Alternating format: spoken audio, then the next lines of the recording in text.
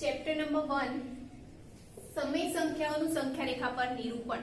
તો સમય સંખ્યાઓનું સંખ્યા રેખા પર નિરૂપણ કઈ રીતે થાય એ જોઈએ। પહેલા આપણે આગળના ધોરણમાં જોયા છે પૂર્ણ સંખ્યા, પૂર્ણાંક સંખ્યા, પ્રાકૃતિક સંખ્યાનું સંખ્યા રેખા પર નિરૂપણ કઈ રીતે થાય। છતાં એકવાર રિવિઝન કરીએ તો સૌથી પહેલા જોઈએ પ્રાકૃતિક સંખ્યાનું સંખ્યા રેખા પર નિરૂપણ। તો પ્રાકૃતિક સંખ્યા માટે જોઈએ સૌથી પહેલા તો પ્રાકૃતિક સંખ્યામાં શેનો શેનો સમાવેશ થાય? 1 2 3 4 5 અનંત સુધીની ઘન પૂર્ણાંક સંખ્યાઓનો સમાવેશ થાય। તો પ્રાકૃતિક સંખ્યા માટે સંખ્યા રેખા દોરીએ તો શરૂઆત ક્યાંથી થશે?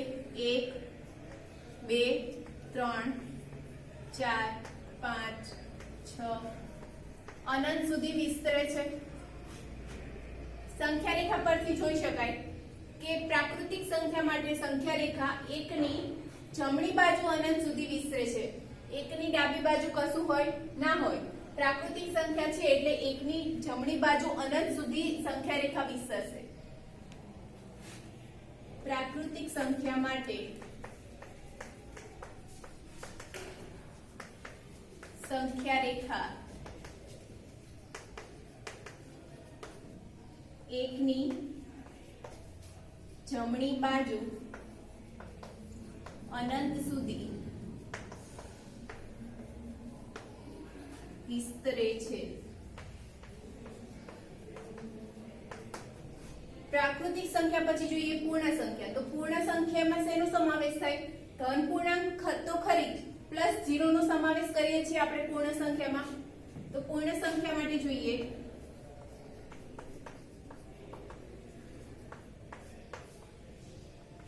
સંખ્યા રેખા માં પૂર્ણ સંખ્યામાં શરૂ ક્યાંથી થશે? 0 0 1 2 3 4 5 અનંત સુધી જશે। તો પૂર્ણ સંખ્યા માટે શું કહી શકીએ? 0 ની ડાબી બાજુ શું હોય છે?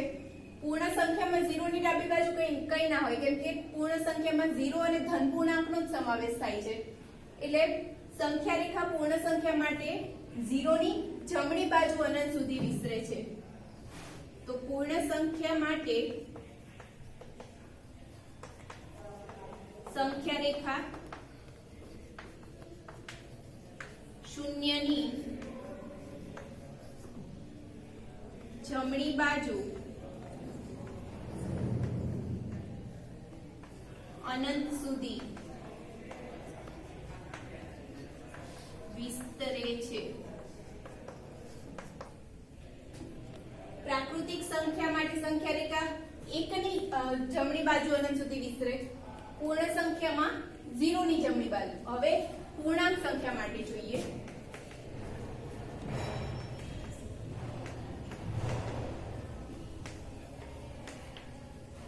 તો પૂર્ણાંક સંખ્યામાં શેનો સમાવેશ થાય? 0 ધન પૂર્ણાંક, અને આપણે પૂર્ણ સંખ્યામાં આગળ વિચારીએ 0 અને ધન પૂર્ણાંક આવી ગયું તો જમણી બાજુ કદાચ કઈ હોઈ શકે તો એ શું હોય? ઋણ પૂર્ણાંક। તો પૂર્ણાંક સંખ્યામાં 0 ડાબી બાજુ આવશે 1 2 3 અનંત સુધી જશે। એ જ રીતે ઋણ પૂર્ણાંક -1 -2 -3 અનંત સુધી જશે। તો પૂર્ણાંક સંખ્યા 0 ની ડાબી બાજુ અને જમણી બાજુ બંને બાજુ અનંત સુધી વિસ્તરે છે। હવે સમય સંખ્યા માટે જોઈએ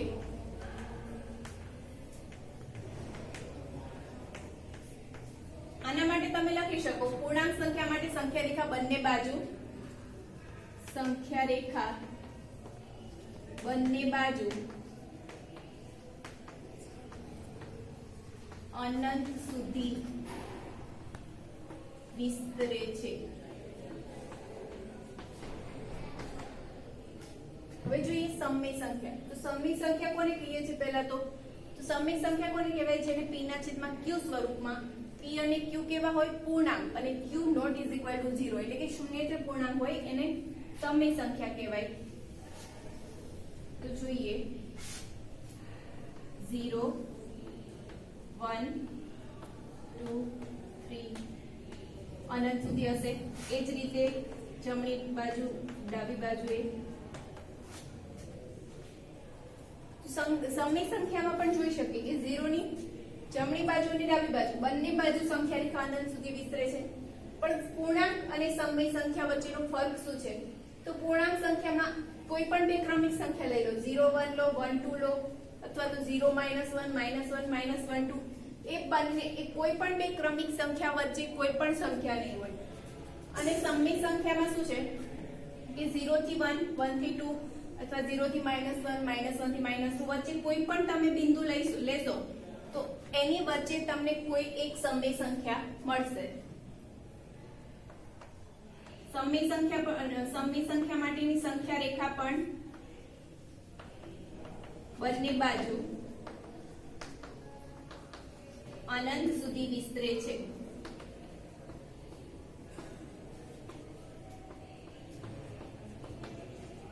બંને વચ્ચેનો તફાવત શું છે કે પૂર્ણાંક સંખ્યા માટે બે ક્રમિક સંખ્યા વચ્ચે કોઈ સંખ્યા નહીં હોય અને સમય સંખ્યામાં કોઈ બે ક્રમિક સંખ્યા વચ્ચે સમય સંખ્યા મળશે. ધારો કે 1 અને 2 છે તો એના વચ્ચેની કોઈ એક સમય સંખ્યા, તો 1/2 1/2 એટલે કે 0.5 મળે, વચ્ચે સમય સંખ્યા મળે.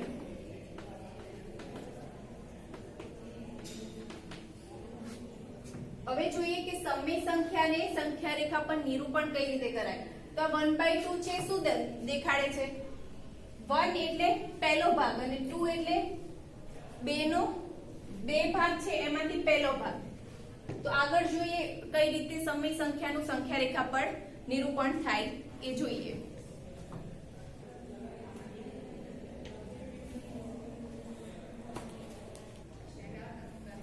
હવે જોઈએ સમય સંખ્યાનું સંખ્યા રેખા પર નિરૂપણ. તો કોઈ એક સમય સંખ્યા લઈએ આપણે 1/3. તો 1/3 ને સંખ્યા રેખા પર કઈ રીતે દર્શાવાય?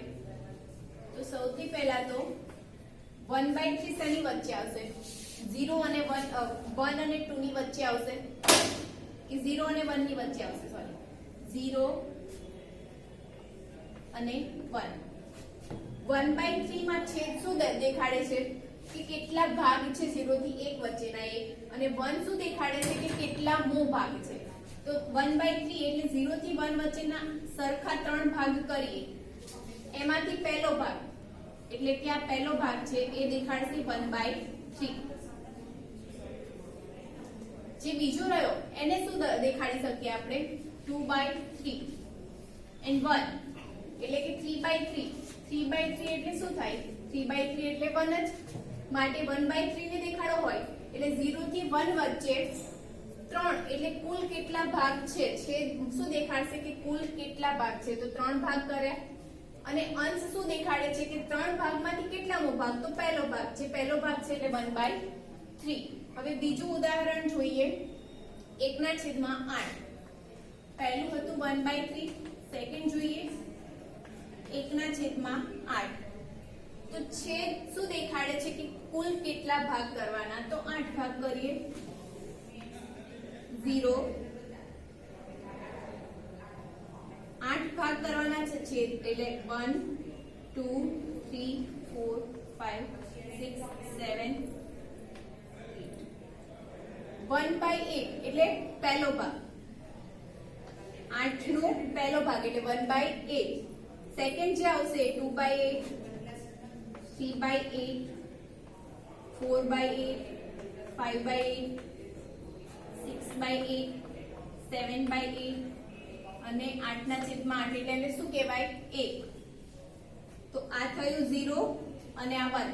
તો 0 થી 1 ની વચ્ચે 8 ભાગ કરીએ અને પહેલો ભાગ એટલે 1/8.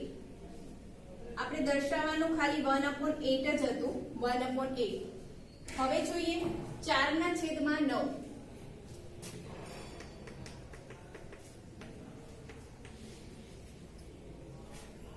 4/9 છે, કેટલા ભાગ કરવાના? જે છેદમાં છે એટલા ટોટલ ભાગ એટલે 9 ભાગ કરીએ. 0 1 2 3 4 5 6 7 8 અને 9 પાર્ટ કર્યા. એમાંથી 4/9 એટલે ચોથો ભાગ. તો પહેલો જે છે 1/9, 2/9, 3/9, 4/9, જે આપણે દર્શાવવાના હતા 4/9, 5/9, 6/9, 7/9, 8/9 અને 9/9. 9 ભાગ્યા 9 એટલે શું થશે? 1. એટલે આવશે 1. હવે આ થયું ધન, બધી ધન સંખ્યાઓ હતી. 4/9, 0 થી 1 વચ્ચે આવશે. હવે જોઈએ -7/4. -7/, એને કઈ રીતે દર્શાવી શકીએ? તો 0 ઋણ છે, ઋણ સંખ્યા કઈ બાજુ આવશે? ડાબી બાજુ. તો 7/4 1 2 3 4 5 6 અને 7. જે પહેલો ભાગ છે -7/4 શું દેખાડે છે કે 1/4 જે 1/4 જેટલા ભાગ કરીએ એમાંથી જે સાતમો ભાગ આવશે. તો પહેલું છે -1/4, -2/4, -3/4, -4/4. -4/4 નો મતલબ -1, -5/4, -6/4 અને -7/4, જે આપણે દર્શાવવાના હતા સંખ્યા રેખા પર. અને -8/4 એટલે શું થશે? -2. તો 0, -1, -2. તો -7/4 ને કઈ રીતે દર્શાવાય? 0 ની જમણી બાજુ -1/4 છેદમાં 4 એટલે 1/4 ભાગ લઈશું, ચોથો ભાગ. તો -1/4, -2/4, -3/4, -4/4 એટલે -1. પછી આવશે -5/4, -6/4, -7/4. હવે એ જ રીતે જો +7/4 કીધું હોય તો ક્યાં આવશે? ડાબી બાજુ 0 ની 1/4, 2/4, 3/4, 4/4 એટલે કેટલા થશે? 1 થશે. પછી આવશે 5/4, 6/4, 7/4, જે આપણે દર્શાવવાના હતા. 8/4 એટલે કેટલા થશે? 2. 8/4 કેટલા થાય? 2. તો આ રીતે સંખ્યા રેખા પર આપણે સમય સંખ્યાને દર્શાવી શકીએ. આગળના ઉદાહરણ આપણે જોઈશું સ્વાધ્યાયમાં.